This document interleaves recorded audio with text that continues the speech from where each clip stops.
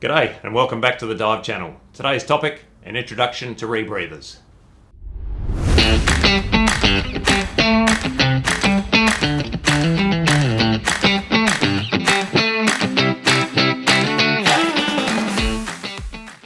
G'day, welcome back. This session's all about rebreathers. Well, it's an introduction to rebreathers. I've had quite a few requests from people asking for just a general overview and just to get people started on understanding the concept of rebreather diving. And it's a massive topic. So this might end up being more than one video. Maybe I'll divide it into a couple of different parts. Now, in general terms, rebreathers come in three broad varieties. Oxygen rebreathers, which basically just use one gas, oxygen, and they are limited to a depth of about 6 meters because of the risk of oxygen toxicity if you take them deeper than that. You'll primarily see those rebreathers being used in the military setting, and I'm not going to talk about those any further today. The second type is semi-closed rebreathers, which basically look pretty familiar in many ways, but use quite a different system to maintain a safe amount of oxygen inside the rebreather system, basically by purging or releasing or renewing a proportion of the gas that you're breathing every few breaths, and so refreshing the oxygen inside the rebreather. But the main type of rebreathers that are increasingly used in recreational diving are closed circuit rebreathers or fully closed circuit rebreathers, which have two separate sources of gas, a source of oxygen to keep you alive, and a diluent gas, which has a variety of uses inside the machine. And it's that type of rebreather that we're going to talk about primarily today.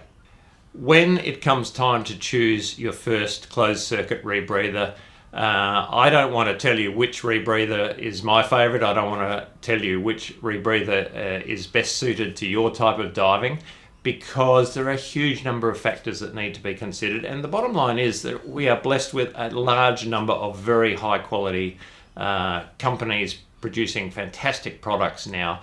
And there's certainly at least sort of 6 to 10 units which I would be more than happy to dive in different circumstances. But there's a few really important factors to think about when you go to choose your first rebreather. And some of the most important might not actually be so obvious. Think about when you first started to dive at all, some of the decisions you made about where to receive advice and instruction.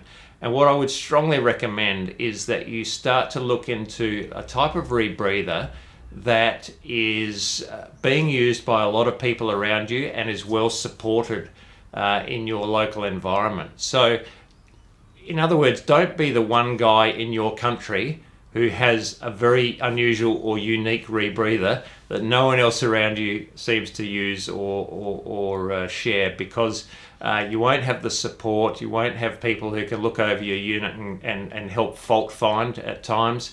You need to find a unit that is from one of the big companies, I would recommend, especially to start with. One that lots of people around you are diving, so you have that support and readily available advice. A type of rebreather that offers really good sales and service and support in the country that you are diving. And then you might consider other factors like, is it, the amount of reliability that you see with that particular unit. If you're going to remote places, is it easy to service or repair yourself perhaps?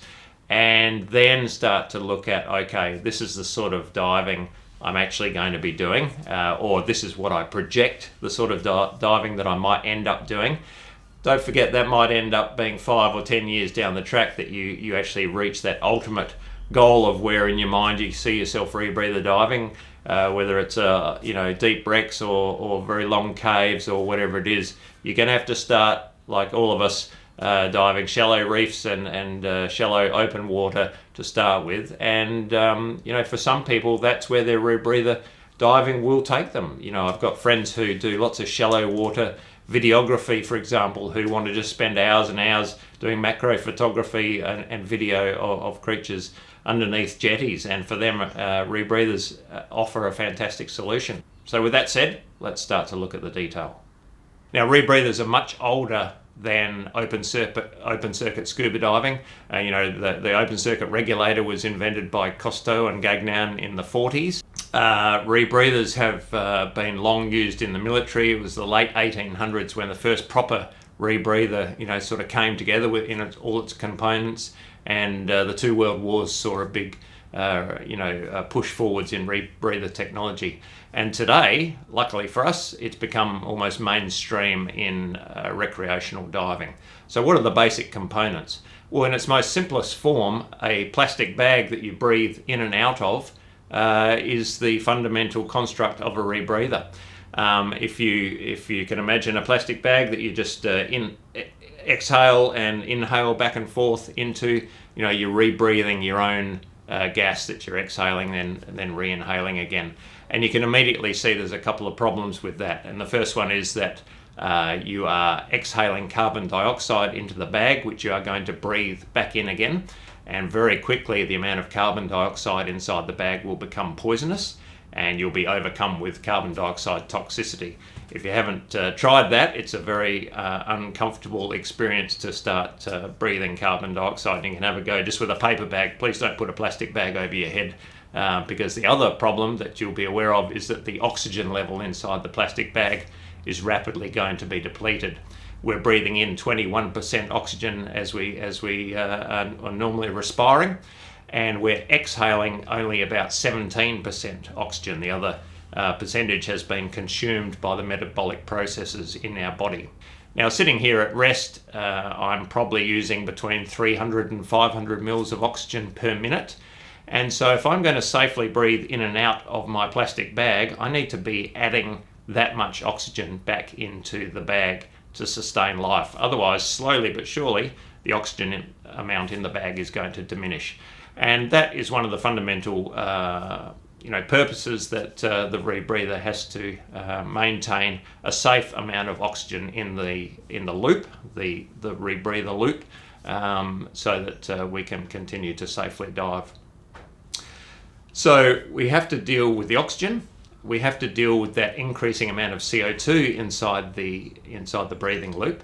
And the other problem we have is that as we start to submerge, the plastic bag that we're breathing from is going to get slowly crushed because of Boyle's law. You remember, every 10 meters that we dive down, another atmosphere of pressure is going to be added. And so from 1 atmosphere at the surface here down to 10 meters, suddenly we're at 2 atmospheres, and the volume of that bag will be shrunk by 50%. So, a 10 litre bag at the surface will become 5 litres. And as we continue down, suddenly we'll find that the volume of the bag is not sufficient for us to take a full breath in. So we need to re-expand the bag continuously as we descend. And so we need another gas. We could do it with oxygen in an oxygen rebreather, but otherwise we need another diluent gas to dilute and expand the gas inside that bag as we descend. And that gas will depend on a variety of things, but most importantly, the depth to which we're diving. So let's just think about what we've just said. We've got a bag that we're breathing in and out of. We need to add oxygen at an appropriate rate to replace the oxygen that we're using. We need to get rid of the carbon dioxide inside the bag, and we need a gas to expand the bag to keep it expanded as we descend. The bag itself is there for respiratory compliance. I mean, we could just have a tube which wouldn't be crushed at all, but of course you can't breathe in and out of a rigid tube. You get a picture of that straight away. It would just be sucking on it, and you wouldn't be able to get any gas from it. So you need an expanding and collapsing bag to give you that compliance in the system. And that's the essential components of a rebreather. So the next thing I want to do is to just show you the gas path around the rebreather loop itself. So if we start at the mouthpiece here, this is actually a bailout valve, which we'll talk about in another episode, but it's basically a combination of a mouthpiece that can access both the rebreather loop and a second stage open circuit regulator in the simple flip of a switch. We'll come back to that another time. Inside this mouthpiece are 2 one-way valves, mushroom valves or flapper valves, which makes sure that the gas always moves in a loop, in a circle around the rebreather loop, that it can't go backwards. Because if the gas can go backwards and forwards just up and down the tubing, the hoses in the rebreather with each breath, then obviously you're going to rebreathe CO2 with each breath. You won't actually make any progress around to the CO2 scrubber at the back of the rebreather.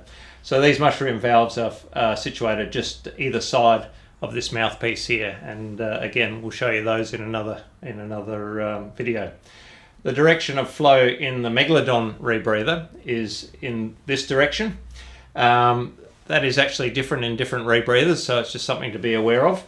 And so if we follow the gas as the diver exhales into the mouthpiece around this loop, because of the one-way valves, into the first counterlung here, which is the exhale counterlung.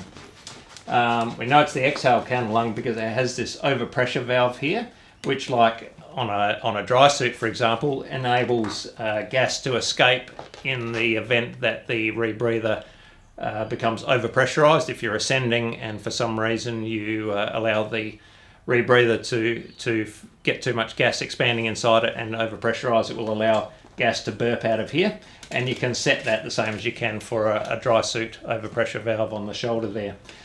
In a rebreather like this, which has these counterlungs hanging over the shoulders, so-called over the shoulder counterlungs, it has a second effect that in the event a bit of water gets into the breathing loop, you can basically shake water down into the counterlung, and then by forcibly ejecting air out through the overpressure valve, you can get rid of excess moisture or water inside the breathing loop. So that is an advantage of this type of setup with over-the-shoulder counterlungs. Anyway, to continue the gas path around to the back of the rebreather into the scrubber canister, and gas flows down the outside of the CO2 scrubber and then back up the inside, or through the outside back up the inside in the case of a radial scrubber, as we've described. Then during inhalation, the gas continues back to the inhalation T-piece, in and out of the inhalation counterlung, and then back around the loop and back into the diver. I'm going to come back at a different time and show you some of the other features on the rebreather, including the automatic diluent valve and the manual add valves, whereby you can manually add gases into the rebreather loop should the need arise. In the back of the rebreather, which I'll show you shortly, is the CO2 removal system, the canister, and also the electronics, which will help us control the amount of oxygen inside the rebreather. So that's the basic gas path, and I'll spin the rebreather around now and just show you what's around the back. The canister here. Now inside this is a canister which contains a chemical called soda lime. Now let's have a little bit more of a look at those CO2 canisters, and they essentially come in two varieties. One's called an axial canister, like this one, which basically means that the gas path goes in one end into the hole here, through the powder, which is the soda lime, which will remove the carbon dioxide, and out the other end, and then around the outside to complete the loop. Or there is a second type, which is called a radial canister. Basically, gas passes through the outside of the container and then comes out the end, so it can pass all the way through the canister. You can see there's a difference in size, and there's pros and cons of different sizes, different types of canisters in terms of efficiency and usage of the soda lime. The soda lime itself is basically a white powder, which comes in traditionally two size canisters, these smaller 4.5 kilo ones or large 20 kilo ones. And the other thing that distinguishes it is that it also comes in different grades, different granule sizes and different granule shapes. So this is called 797 softener lime, which is probably the most commonly used type of CO2 absorbent or soda lime, and yeah, we certainly find that is effective and safe to use. Now the other thing to point out at the back of the rebreather here is the two cylinders, and the one on the right is the cylinder full of oxygen, which will be contributing the oxygen back into the breathing loop that I'm using as I metabolize. And the second one is that diluent gas, or the diluting gas, which will help re-expand the loop, re-expand those compliant counterlung bags as we descend. And it will also dilute the oxygen, because as you recall from some of the other talks about oxygen and potential oxygen toxicity, there are safe limits for diving oxygen. We don't want to go really above a partial pressure of oxygen of 1.4 during the dive for the most part, and we certainly don't want to get hypoxic, so it needs to always be at least as much as what we're breathing here in air in terms of partial pressure of oxygen. So we would generally start the dive with a partial pressure of oxygen of about 0.7 and run the dive for the most part around about 1.2 or 1.3 partial pressure of oxygen during the dive. And that oxygen comes from this cylinder. Now the interesting and amazing thing about rebreathers and diving with rebreathers is the amount of oxygen that your body consumes doesn't actually change with the depth you're at. Now when you dive on a normal scuba tank, as you know, if you go from the surface to 10 meters, you double the atmospheric pressure, and therefore the amount of air that you'll consume with each breath, or inhale with each breath will actually double. So you've halved the duration of that scuba tank just by going to 10 meters. With a rebreather, because we're just adding the amount of oxygen that we need for metabolism, that actually doesn't change. So if I'm using, let's say in an extreme situation, say around 1 litre of oxygen per minute, this 3 litre cylinder charged to 200 bar contains 600 litres of oxygen. So in theory, that gives me 10 hours of oxygen to breathe, and that really doesn't change with the depth that I go to. So whether I'm diving at 10 metres or 200 metres, this can in theory provide me with 10 hours of oxygen from that one cylinder. Now there's a few caveats to that, but hopefully you understand that principle. So the limiting factor on most rebreathers actually is not the oxygen supply or the diluent supply, but the duration of the carbon dioxide scrubber. And in most cases, even a large radial scrubber like the one I've pointed out will have a duration of between 4 and 6 hours. So you can see that the CO2 side of the equation is the limiting factor. And that changes for all sorts of reasons, including depth, temperature, and obviously the amount of work you're doing and the amount of CO2 you're producing. The final part of the equation, I guess, is how do you put oxygen safely into this equipment without spiking, as in getting too much oxygen to breathe. You don't want to go above 1.6 PO2 because that will be potentially dangerous in terms of oxygen toxicity. And how do you make sure that the rebreather always maintains a minimum safe amount so that you don't become hypoxic and lose consciousness? And broadly speaking, there's 2 different ways that rebreathers do this. Now the first part of that system is oxygen sensors. You need some way of actually being able to register and then display the amount of oxygen in the breathing gas. And one of the cardinal rules of rebreather diving is always know your PO2, always know the partial pressure of oxygen that you're breathing, and make sure it is in that safe range. And the safe range for rebreather diving is generally considered around about 0.7 to 1.3. That's the range that I would certainly like to be seeing my PO2 at. And the term set point is a term that refers to the actual number that you've decided you want to dive the rebreather. So with an electronic rebreather, and I'll explain what that means in a moment, I would generally set my set point to something like 1.3, and I would expect an electronic rebreather like this one to keep the oxygen levels in the rebreather very closely around that number. And you need to have different ways of checking to make sure that that is the case. As I say, always know your PO2. And this is where all the brains and all the interesting stuff kind of occurs. This sits in the top of the rebreather just there, and the hoses connect at the top here, and all these wires are basically displays and brains to tell me what partial pressure of oxygen I'm breathing, and for me to tell the rebreather what partial pressure of oxygen I want to breathe. Inside the top here is 3 oxygen sensors, or 3 oxygen cells, and if I quickly pull this apart, you can probably see the three cells there. They only last they last longer than a year, but we replace them religiously every 12 months because this is a common failure point which can potentially cause rebreather accidents. If these start to misbehave, they're essentially like a battery and they run out of puff.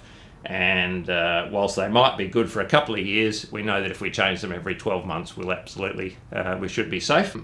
Yeah, if these are misbehaving, then the computer in the rebreather is receiving the incorrect information, and it can start to make bad decisions on your behalf about oxygen levels. And that's certainly one way that accidents can happen with rebreathers. 2 battery compartments, and if I actually switch the rebreather computer on,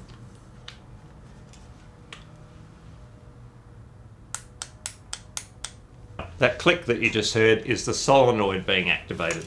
So what is happening is that according to this display, I'm requesting a partial pressure of oxygen of 0.7 in this rebreather.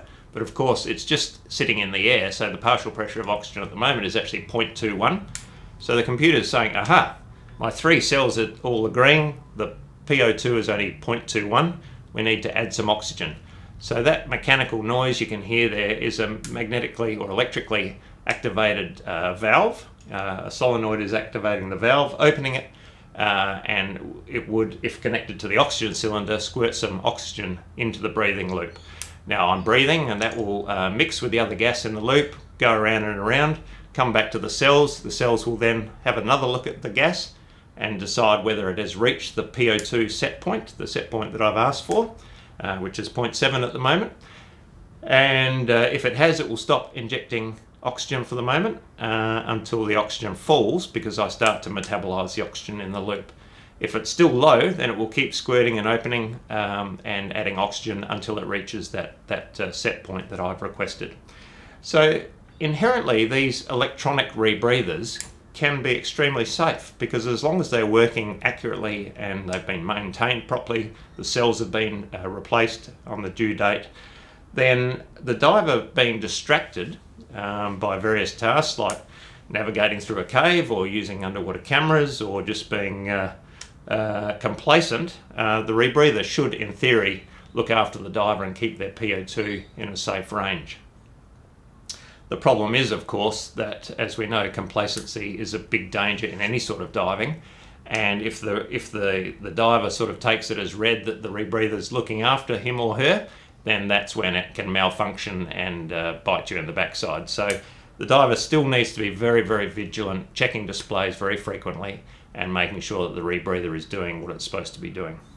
I'll just turn those batteries off so it doesn't waste the power. Oh, the other thing to show you then is that this rebreather head has 2 different types of displays, a handset, which I'll wear on my arm, and a flashing heads-up display, which different modes of flashing will give me different information about the partial pressure of oxygen. At the moment it's flashing wildly red, which means it's either very much below or above the safe range, and this will be sitting just in front of my eye, so it's quite hard to ignore. And as it approaches the set point that I've asked it to, it will change to a system of flashes which will actually give me the exact PO2. So it's called a Smithers code in this particular rebreather, which means that, for example, if the PO2 is 1.2, then I'll see 2 green flashes, a gap, 2 green flashes, a gap, 2 green flashes, and then a long gap.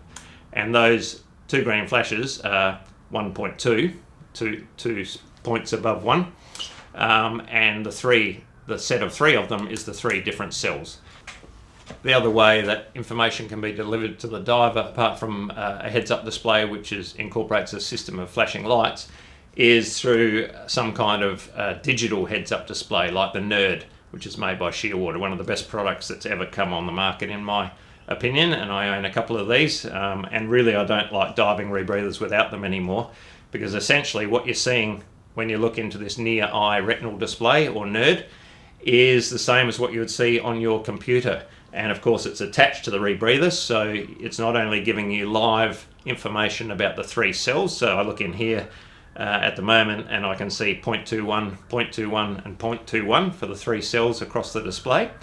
But it also gives you active decompression, depth, time information, all the same stuff that you will get from the display that you wear on your arm. And again, this is also wired into the rebreather head. And this new upgrade for the Megalodon rebreather also means that this is the controller for the rebreather as well. So that in essence is how an electronic rebreather works, and hopefully all that makes sense. But there's another simpler way to operate rebreathers in terms of the oxygen addition system, and that is manual closed circuit rebreathers, or MCCRs. This is an electronic CCR, eCCR. Now, let's imagine for a minute that this is a manual rebreather. Instead of having all those electronics and a computer feedback loop where it's reading the 3 cells, deciding whether it's above or below the set point that I've asked for, and then using that electronic solenoid, either adding more oxygen or allowing time to pass for me to breathe down the oxygen levels through metabolizing the oxygen.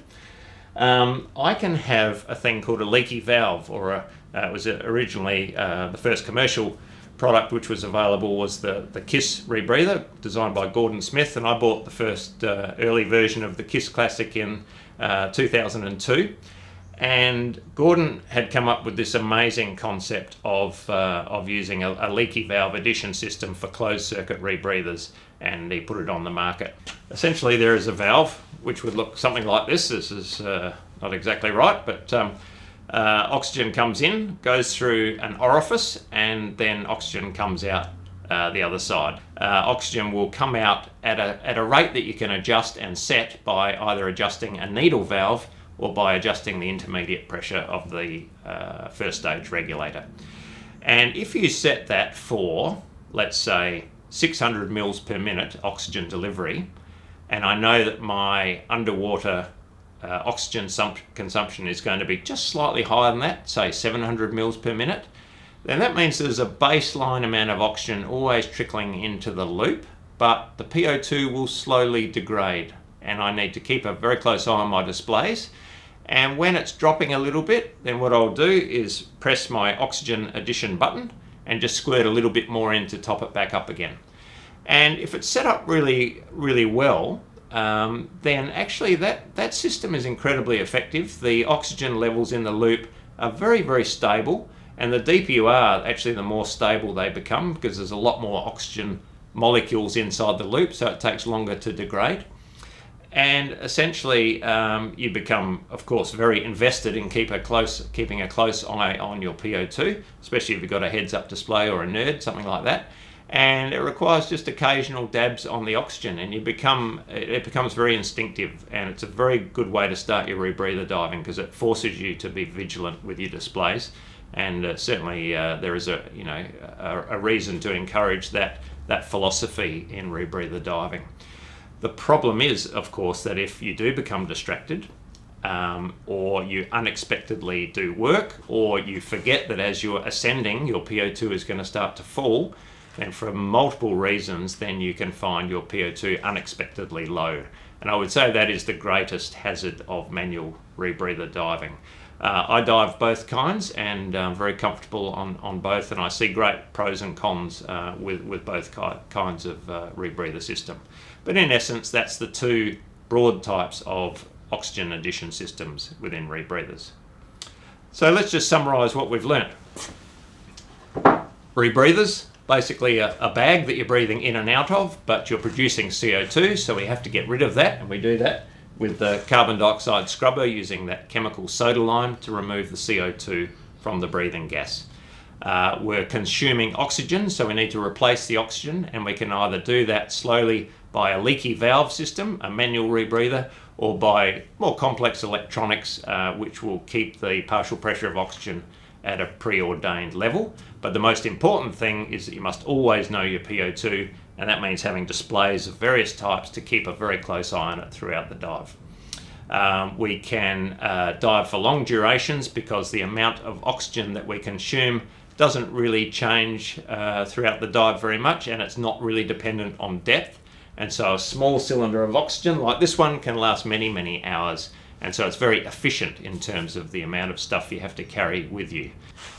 I think that's enough for a basic introduction to rebreathers. They come in many shapes, sizes, forms and fashions, and the next talk perhaps we'll talk about some of the pros and cons of different configurations of rebreathers, whether that's back mount rebreathers like this one, chest mounted rebreathers like you've seen in the military, and they're making a bit of a comeback in recreational diving as well, or side mount rebreathers, which are very popular for cave divers going through small holes.